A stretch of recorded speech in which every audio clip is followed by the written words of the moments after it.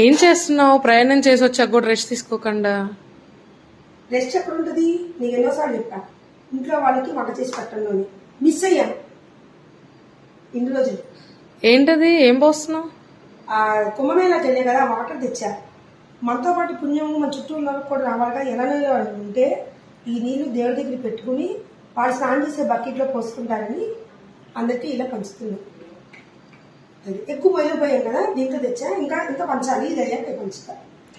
ఇంకా ఇంకేం వండావు ఇవాళ? ఫస్ట్ నీకు ఇష్టమైంది చూపిస్తున్నావు, ఉత్తపప్పు. దేంట్లోకి అడుగు? దేంట్లోకి? రసంలోకి, నిమ్మకాయ కారంలోకి, అసలు సిసలైన ఆంధ్ర స్పెషల్, అందరి స్పెషల్ వంకాయ కూరలోకి, ఈ మూడింట్లోకి ఉత్తపప్పు వేసాను అనమాట. ఇంతేనండి, చాలా రోజుల తర్వాత కలుసుకున్నాం. చాలా బాగా జరిగింది కుంభమేళ. చాలా భయపడ్డాను. ఎవ్వరు భయపడక్కర్లేదు, ధైర్యంగా వెళ్ళండి. చాలా బాగుంది. శంభో శివశంకర.